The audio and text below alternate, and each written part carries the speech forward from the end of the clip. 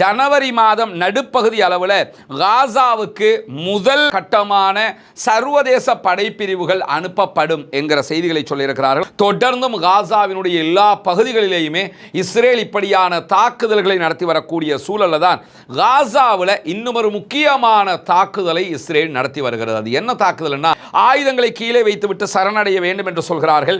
எங்களுடைய அகராதியில், எங்களுடைய டிக்ஷனரியிலேயே சரண்டர் என்கிற ஒரு வார்த்தை கிடையாது. சரணடைதல் என்பது எங்களுடைய அகராதியிலேயே கிடையாது. எனவே அது நடக்காது. ஒப்பந்தப்படி நீங்கள் நடக்க வேண்டும். இல்லை என்றால் அங்கே சண்டைகள் ஏற்பட்டால் அதற்கு நாங்கள் பொறுப்பு கிடையாது, நீங்கள் தான் பொறுப்பு என்று சொல்லி மீண்டும் இஸ்ரேலிய ஆக்கிரமிப்பு இராணுவத்திற்கு நினைவூட்டி இருக்கிறது பாலஸ்தீன விடுதலை அமைப்பு.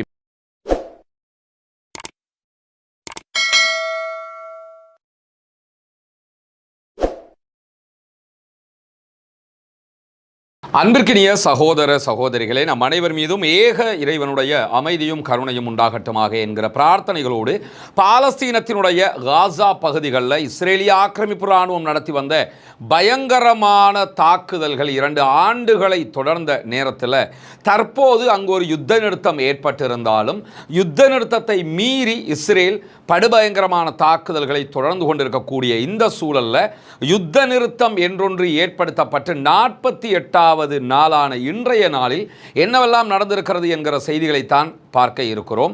பாலஸ்தீனம் தொடர்பாக இன்றைக்கு வெளியாகி இருக்கக்கூடிய செய்திகளில் மிக முக்கியமான ஒரு செய்தி என்னன்னா, சர்வதேச மன்னிப்பு சபை, அதாவது அம்னஸ்டி இன்டர்நேஷனல் வெளியிட்டிருக்கக்கூடிய ஒரு முக்கியமான அறிக்கை வெளியாகி இருக்கிறது. அந்த அறிக்கையின்படி சர்வதேச மன்னிப்பு சபை காசாவில் இஸ்ரேலுடைய இனப்படுகொலை நிறுத்தப்படவில்லை, தொடர்ந்து கொண்டிருக்கிறது என்கிற மிக தெளிவான அறிக்கையை வெளியிட்டிருக்கிறது.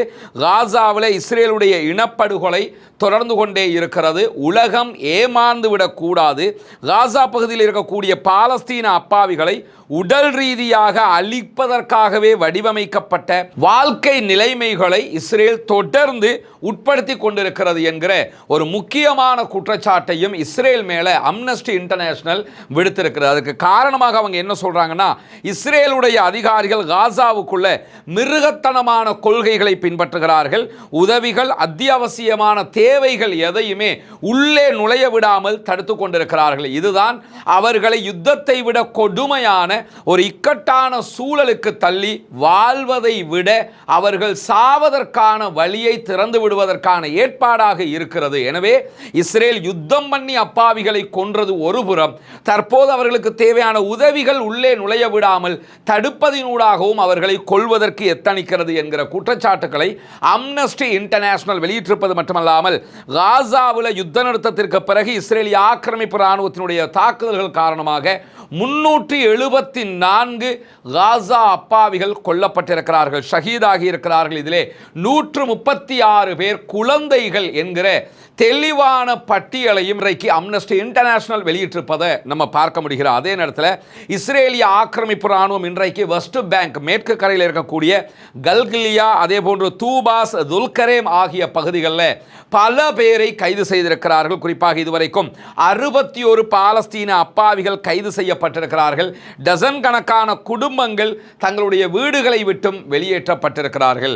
கஷ்டப்பட்டு உருவாக்கப்பட்ட இடம், கஷ்டப்பட்டு உருவாக்கிய வீடு, அந்த வீடுகளை விட்டு வெளியேற்றப்பட்டு அகதி முகாம்களில் தங்க வைக்கப்படுகிறார்கள் இந்த அப்பாவிகள். அந்த வீடுகளை எல்லாம் இஸ்ரேலுடைய செட்லர்ஸ் என்று சொல்லப்படக்கூடிய குடியேறுகிற யூதர்கள் அபகரித்துக் கொள்கிறார்கள். பாலஸ்தீன மக்களுடைய இடங்கள் தொடர்ந்து இப்படி அபகரிக்கப்பட்டு வரக்கூடிய நேரத்தில் தான் இஸ்ரேலுடைய வான்வழி தாக்குதல்கள் இன்றைக்கும் ரஃபா பகுதிகளில் தொடர்ந்து இருக்கிறது. இஸ்ரேலுடைய விமானங்கள் தாக்குதல் நடத்தி இருக்கிறது. ஹெலிகாப்டர் இன்றைக்கு தாக்குதல்களை நடத்தி இருக்கிறது. ஹெலிகாப்டர் ஊடாக துப்பாக்கி சூடுகளும் நடத்தப்பட்டிருக்கிறது ரஃபா பகுதிகளில் என்கிற செய்திகளை அல் ஜசீராவினுடைய பத்திரிகையாளர்கள் இன்றைக்கு சொல்லிக் கொண்டிருக்கிறத நம்ம பார்க்க முடியும்.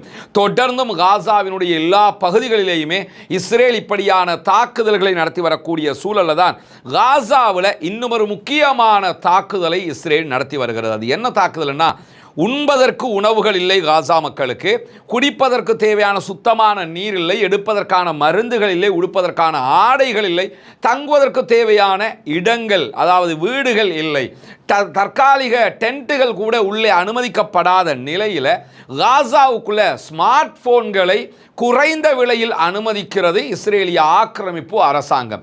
தேவையான எதையுமே உள்ள அனுமதிக்கல, ஆனால் ஸ்மார்ட் போன்களை மட்டும் உள்ளே அனுமதிச்சு கொண்டிருக்கிறாங்க என்கிற நிலையில் காசாவில் இருக்கக்கூடிய காசா மருத்துவமனைகளுடைய டைரக்டர் ஜெனரல்கள் உட்பட காசாவினுடைய சுகாதாரத்துறையைச் சேர்ந்த பல பேர் முன்வைத்திருக்கக்கூடிய ஒரு முக்கியமான குற்றச்சாட்டு என்னவென்று சொன்னால், காசாவுக்குள் அனுமதிக்கப்படுகிற புதிய ஸ்மார்ட் போன்கள் காசா மக்களுக்கு மிக பெரும் அழிவை தருகிறது என்பதுதான். என்னன்னா, அந்த ஸ்மார்ட் போன்கள் யூஸ் பண்ணி கொண்டிருக்கும் போதே வெடித்து சிதறுகிறது, இதனால் உயிராபத்துக்கள் ஏற்படுகிறது. இதனை இஸ்ரேல் திட்டமிட்டே காசாவுக்குள் அனுமதிக்கிறது. அதாவது குண்டு போட்டு அப்பாவி மக்களை கொள்றதுங்கிறது ஒரு புறம், உணவு கொடுக்காம கொள்றதுங்கிறது இன்னொரு புறம், மறுபுறமாக அவங்களுக்கு உணவே கொடுக்காம மருந்த கொடுக்காம ஸ்மார்ட் போன்களை குறைந்த விலையில் உள்ளே அனுப்பி அதை வாங்குகிறவர் அதனூடாகவே மரணிக்கக்கூடிய அளவுக்குண்டான நிலைமை உண்டாக்கப்படுகிறது. இது தவிர்க்கப்பட வேண்டும், இதனை தடுத்து நிறுத்த வேண்டும் என்ற சர்வதேச அளவில் குரல்கள் எழுந்து கொண்டிருக்கக்கூடிய காட்சிகளை நம்ம பார்க்கலாம். எக்ஸ் தளத்தில் இது தொடர்பாக சர்வதேச மட்டத்தில் இருக்கக்கூடிய பல பேரும் பாலஸ்தீன அப்பாவிகளுக்காக குரல் எழுப்பி கொண்டிருக்கக்கூடிய நேரத்தில் தான் ரஃபாவில் இஸ்ரேலிய ஆக்கிரமிப்பு அரசாங்கம் செய்கிற குற்றங்கள் அப்பட்டமான யுத்த நிறுத்த மீறல் என்கிறது பாலஸ்தீன விடுதலை அமைப்பு. நமக்கெல்லாம் தெரியும், ரஃபாவினுடைய சுரங்க பாதைகளுக்குள்ளாக 150 தொடக்கம் 200 அளவுக்குண்டான பாலஸ்தீன விடுதலை இராணுவத்தை சேர்ந்தவர்கள் சிக்கிக் கொண்டிருக்கிறார்கள் என்கிற செய்திகள் தொடர்ந்து பேசப்படுகிற நேரத்தில் அவர்கள் இன்னும் வெளியேற்றப்படவில்லை. இதுதான் ரஃபாவினுடைய அந்த யுத்த நிறுத்த எல்லை கோடுகளாக இருக்கிறது. அதாவது தற்போது இருக்க இந்த எல்லோ பார்டர், இந்த எல்லோ பார்டர் வரை இஸ்ரேலிய ஆக்கிரமிப்பு இராணுவம் நிற்கிறது. படிப்படியாக இப்படித்தான் அவர்கள் வெளியேற வேண்டும் என்கிற ஒப்பந்தம் தான் எட்டப்பட்டிருக்கக்கூடிய நேரத்தில் இந்த எல்லோ பார்டருக்கு உள்ள ரஃபா பகுதிகளில் 120 தொடக்கம் 200க்கு உட்பட்ட பாலஸ்தீன விடுதலை இராணுவத்தை சேர்ந்தவர்கள் பங்கருக்குள்ள சிக்கி இருக்கிறாங்க. அவங்க பங்கர்ல இருந்தே இன்னொரு பங்கர் வழியாக தோண்டிக்கிட்டு வெளியே வாரதுங்கிறது அசாத்தியம். எனவே தான் அவர்களை அங்கிருந்து வெளியெடுக்க வேண்டும் என்று சொல்லி ஒப்பந்தத்திலேயே பேசப்பட்ட நிலையில் அவர்களை வெளியே அனுப்பாமல் தொடர்ந்து பங்கருக்குள்ளேயே வைத்துக் கொண்டிருக்கிறது இஸ்ரேலிய ஆக்கிரமிப்பு இராணுவம் என்கிற நிலையில் அதிலிருந்து வெளியேறிய பாலஸ்தீன விடுதலை இராணுவத்தை சேர்ந்தவர்களுக்கும் இஸ்ரேலிய ஆக்கிரமிப்பு இராணுவத்துக்கும் இடையில் நேற்றைய தினம் துப்பாக்கிச் சூடு தாக்குதல்கள் நடைபெற்றிருக்கு. இறுதியாக இஸ்ரேலுடைய விமானப்படை மூலமாக குண்டுகள் போடப்பட்டு பாலஸ்தீன விடுதலை அமைப்பை சேர்ந்த 3 போராளிகள் கொல்லப்பட்டிருக்கிறார்கள், ஷஹீதாகி இருக்கிறார்கள் என்கிற செய்திகளும் வெளியாகி இருக்கிறது. இது தொடர்பாகத்தான் இன்றைக்கு பாலஸ்தீன விடுதலை அமைப்பு வெளியிட்டிருக்கக்கூடிய அறிக்கையில் தொடர்ந்தும் இந்த அநியாயத்தை இஸ்ரேல் செய்து வருகிறது. ஒப்பந்த பிரகாரம் அவர்களை வெளியே விட வேண்டும், ஆனால் வெளியே விடாமல் அவர்களை சரணடையுமாறு சொல்லிக் கொண்டிருக்கிறது. அதுவும் ஆடைகள் இல்லாமல் உள்ளாடைகளோடு மாத்திரம் கண்கள் கட்டப்பட்ட நிலையில் ஆயுதங்களை கீழே வைத்துவிட்டு சரணடைய வேண்டும் என்று சொல்கிறார்கள். எங்களுடைய அகராதியில், எங்களுடைய டிக்ஷனரியிலேயே சரண்டர் என்கிற ஒரு வார்த்தை கிடையாது. சரணடைதல் என்பது எங்களுடைய அகராதியிலேயே கிடையாது. எனவே அது நடக்காது. ஒப்பந்தப்படி நீங்கள் நடக்க வேண்டும். இல்லை என்றால் அங்கே சண்டைகள் ஏற்பட்டால் அதற்கு நாங்கள் பொறுப்பு கிடையாது, நீங்கள் தான் பொறுப்பு என்று சொல்லி மீண்டும் இஸ்ரேலிய ஆக்கிரமிப்பு இராணுவத்திற்கு நினைவூட்டி இருக்கிறது பாலஸ்தீன விடுதலை அமைப்பு. இப்படியான சூழல்ல தான் இஸ்ரேலிய ஆக்கிரமிப்பு இராணுவத்தில் பணியாற்றக்கூடிய அத்தனை இராணுவத்தை சேர்ந்தவர்களுடைய சமூக ஊடக கணக்குகள், ஃபேஸ்புக், ட்விட்டர், இன்ஸ்டாகிராம் எதையெல்லாம் அவங்க பயன்படுத்துவாங்களோ எல்லாவற்றையுமே கண்காணிப்பதற்கான ஒரு தனிப்பிரிவை உருவாக்கி இருக்கிறது இஸ்ரேலிய ஆக்கிரமிப்பு இராணுவம். அதில் கடந்த கால பதிவுகள் எல்லாத்தையுமே செக் பண்ணுங்க அப்படின்னு சொல்லியிருக்கிறாங்க. எதுக்காகன்னு கேட்டால் பல வருடங்களாக பாலஸ்தீன விடுதலை அமைப்பினர் அதற்குரிய தகுதி வாய்ந்த அதிகாரிகளை நியமித்து ஒரு உளவு பிரிவையே 2500 பேர் கொண்ட படையொன்றையே உருவாக்கி இஸ்ரேலிய ஆக்கிரமிப்பு இராணுவத்தினுடைய அந்த சோல்ஜர்கள் பயன்படுத்துகிற சமூக வலைதள கணக்குகளின் மூலமாகத்தான் மொத்தமாக இஸ்ரேல் மீதான தாக்குதல்களை திட்டமிட்டிருக்கிறார்கள். எனவே இஸ்ரேல் மேல அட்டாக் பண்றதுக்கு இஸ்ரேலுடைய சோல்ஜர்களுடைய சோசியல் மீடியா அக்கவுண்டுகள் தான் பயன்படுத்தப்பட்டிருக்கிறது என்கிற காரணத்தினால அவை அத்தனையுமே மொத்தமாக செக் பண்ணுங்க என்று சொல்லி ஒரு தனி படைப்பிரிவை அதற்காக சைபர் கிரைம்ல உருவாக்கி இருக்கிறது இஸ்ரேலிய ஆக்கிரமிப்பு இராணுவம் என்கிற செய்திகளும் இன்றைக்கு வெளியாகி இருப்பதை நம்ம பார்க்க முடியும். எந்த வகையிலெல்லாம் ஆட்டம் கண்டுகிட்டு இருக்கிறாங்கிறதுக்கு இது ஒரு சாட்சியாக இருக்கக்கூடிய நிலையில தான் அமெரிக்காவினுடைய கண்காணிப்பு துறை சார்பாக இன்றைக்கு வெளியிடப்பட்டிருக்கக்கூடிய அறிக்கையில் அமெரிக்கா ஒரு கால அட்டவணையோட ஒரு செய்தியை வெளியிட்டிருக்கிறாங்க. அதில் என்ன சொல்றாங்கன்னு கேட்டால், ஜனவரி மாதம் நடுப்பகுதி அளவில் காசாவுக்கு முதல் கட்டமான சர்வதேச படைப்பிரிவுகள் அனுப்பப்படும் என்கிற செய்திகளை சொல்லியிருக்கிறார்கள். காசாவில் பாலஸ்தீன விடுதலை அமைப்பினுடைய ஆயுதங்களை மொத்தமாக களைவதற்காக அவர்கள் ஆயுதங்களை கீழே வச்சுட்டு மொத்தமாக சரணடையணும், அதுக்காகத்தான் நாங்கள் சர்வதேச படைப்பிரிவுகளை அனுப்புறோம்ங்கிறாங்க. இந்த சர்வதேச படைப்பிரிவுகளுக்கு எங்களுடைய படையும் வரும் என்று சொன்ன அல்ஜீரியா உள்ளிட்ட நாடுகள் நாங்கள் அனுப்ப மாட்டோம்ட்டாங்க. பல நாடு, ஜோர்டான் ஏற்கனவே அனுப்ப மாட்டோம் என்று சொல்லிட்டாங்க. கத்தர், டர்க்கியினுடைய படைகள் உள்ள வரக்கூடாது என்று இஸ்ரேல் சொல்லிக் கொண்டிருக்குது. இப்படி ஒரு குழப்பமான ஒரு சூழ்நிலை இருக்கிற நேரத்தில் போக வேண்டிய இடத்துல இருப்பது இந்தோனேஷியாவினுடைய படையும் ஈஜிப்டினுடைய படையும். ஈஜிப்ட் கண்டிப்பாக அனுப்புவாங்க என்கிற ஒரு நிலை தான் இருக்கிறது. அப்படி உள்ளே வந்தால் அரபு நாடுகளுடைய படைகளுக்கும் பாலஸ்தீன விடுதலை இராணுவத்துக்கும் இடையிலேயே சண்டைகள் ஏற்படுவதற்கு வாய்ப்பாக இருக்கிறது. அதுதான் இஸ்ரேலுக்கு தேவையானதும் கூட என்கிற நிலையில தான் அல்ஜீரியா உள்ளிட்ட நாடுகள் நாங்கள் படைகள் அனுப்ப மாட்டோம் என்று சொல்லிட்டாங்க. ஆனால் இன்றைக்கு அமெரிக்கா விடுத்திருக்கக்கூடிய அறிவிப்பில் ஜனவரி மாதம் நடுப்பகுதிகளில் முதல் கட்ட துருப்புகள் உள்ளே வருவார்கள் என்று சொல்லப்பட்டிருக்கிறது. என்ன நடக்கிறது என்பதை அந்த நேரத்தில் தான் நம்ம பார்க்க வேண்டி இருக்கிறது. ஆனால் பாலஸ்தீன விடுதலை அமைப்பினர் இதை ஏற்றுக்கொள்ளவில்லை என்பதையும் சொல்லியிருக்கக்கூடிய நேரத்தில் தான் லெபனானோடு யுத்தம் முடிந்த பிறகும் பெரும்பாலான இஸ்ரேலிய மக்கள் லெபனானுடைய எல்லை கிராமங்கள், இஸ்ரேல் இருக்கக்கூடிய லெபனானுடைய எல்லை கிராமங்களுக்கு வருவதற்கு மறுத்து கொண்டிருக்கிறார்கள் என்கிற செய்திகளை இன்றைக்கு இஸ்ரேலிய ஹயோம் என்கிற இஸ்ரேலுடைய பத்திரிகை வெளியிட்டிருக்கிறது. எல்லை நகரங்களாக இருக்கக்கூடிய மெட்டுல்லா, ஷமோனா போன்ற பகுதிகளில் யாருமே வருவதற்கு அஞ்சுகிறார்கள். ஏன்னா அந்த மெட்டுல்லாவை மொத்தமாகவே ஹிஸ்புல்லா அழிச்சாங்க, கிரியாத் ஷமோனாவை மொத்தமாக அழிச்சாங்க. ஒரு கோஸ்ட் சிட்டி என்று, அதாவது பேய் நகரம். இஸ்லாத்தில் பேய் நம்பிக்கையெல்லாம் கிடையாது, அப்படின்னு ஒன்று இஸ்லாம் நம்புறது கிடையாது. உலகத்தில் அப்படி பேய் பிசாசுங்கிறது ஒன்று கிடையாது. மரணிச்சிட்டாருன்னா மரணிச்சிட்டார் தான், மரணிச்சவர் திரும்ப பேயாக வருவாருங்கிற நம்பிக்கையெல்லாம் இஸ்லாம் சொல்லவே இல்லை. அப்படி ஒன்று இருக்கும்னா உலகமே இயங்காது. யதார்த்தமாகவே அப்படி ஒரு நம்பிக்கை இஸ்லாத்தில் கிடையவே கிடையாது. ஆனால் அந்த பேச்சுக்கு சொல்லுவாங்களே கோஸ்ட் சிட்டி, பேய் நகரம்னு, அந்த வார்த்தைகளை பயன்படுத்தி தான் அன்றைய நாட்களில் இஸ்ரேலிய பத்திரிகைகளை செய்தி வெளியிட்ட இந்த கிரியாத் ஷமோனா, மெட்டுல்லா எல்லாமே கோஸ்ட் சிட்டி மாதிரி இருக்குது. அங்கே ஆட்களே வாழ முடியாத அளவுக்கு ஹிஸ்புல்லாக்கள் கடுமையாக அந்த நகரங்களை அழிச்சிட்டாங்க. அந்த நகரத்துகளை வசிக்கக்கூடிய இஸ்ரேலிய யூதர்களில் 48% மட்டும்தான் மெட்டுல்லாவுக்கு வந்திருக்கிறார்கள். அதே போன்று கிரியாத் ஷமோனாவுக்கு 30% தான் வருகை தந்திருக்கிறார்கள். மற்றவர்கள் வருவதற்கு அஞ்சுகிறார்கள் என்கிற செய்திகள் இன்றைக்கு வெளியாகி இருப்பது மட்டுமல்லாமல், கிரியாத் ஷமோனாவினுடைய மேயர் வெளியிட்டிருக்கக்கூடிய செய்திகளை சேனல் 20 வெளியிட்டிருக்கக்கூடிய செய்திகளை நம்ம பார்க்க முடியும். அதில் அவங்க என்ன சொல்றாங்கன்னா, இந்த மெட்டுல்லா, கிரியாத் ஷமோனா பகுதிகளில் இருக்கக்கூடிய கடைகள் 50% கடைகள் தான் ஓப்பன் பண்ணப்பட்டிருக்கு, வேறு யாருமே வருவதற்கு மறுத்து கொண்டிருக்கிறார்கள் என்கிற செய்திகளுக்கு மத்தியில் தான் நேற்றைய தினம் வெள்ளை மாளிகைக்கு வெளியிலே 2 அமெரிக்காவினுடைய சோல்ஜர்கள் மேலே துப்பாக்கி சூடு நடைபெற்றிருக்கிறது என்கிற செய்திகள் அதிர்ச்சிக்கு உள்ளாகி இருக்கிறது. குறிப்பாக இந்த தாக்குதல்களை நடத்தியவர் ஆப்கானிஸ்தானை சேர்ந்த குடிமகனாக அறியப்படக்கூடிய ரஹ்மானுல்லா லக்னாவால் என்கிறவர் தான் செய்திருக்கிறார் என்கிறது அமெரிக்காவினுடைய FBI. இந்த செய்திகள் தற்போது ரொம்ப பரபரப்பாக பேசப்படுகிறது.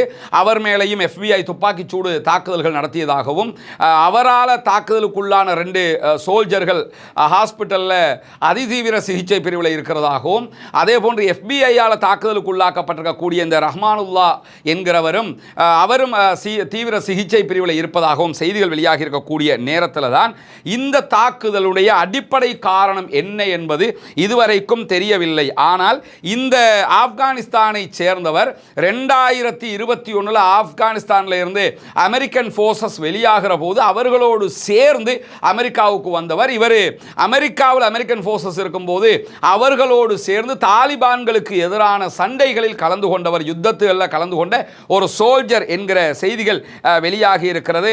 இப்போது அவர் சட்டவிரோதமாக, அவருடைய விசா காலம் முடிஞ்சதுக்கு பிறகு சட்டவிரோதமாக அங்கே தங்கி இருக்கிறார் என்றும், அமெரிக்காவினுடைய சிறப்பு நடவடிக்கை படைகளோடு இணைந்துதான் ஆப்கானிஸ்தானில் இவர் செயல்பட்டார் என்கிற செய்திகளும் வெளியாகி இருக்கக்கூடிய நேரத்தில் இவர் மொத்தமாகவே அமெரிக்க படைகளோடு தான் செயல்பட்டிருக்கிறாருங்கிறது தெளிவாக தெரியுது.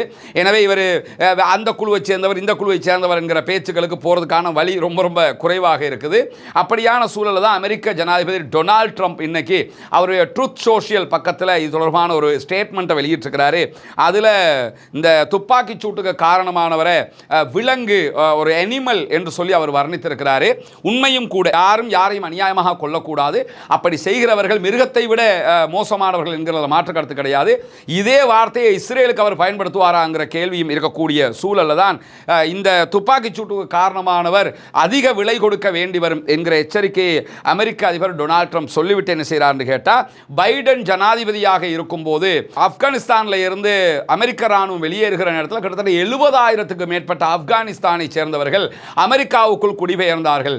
அதற்கு பிறகு 2 மில்லியனுக்கு மேற்பட்ட வெளிநாட்டவர்கள் அமெரிக்காவுக்குள் குடிபெயர்ந்திருக்கிறார்கள்.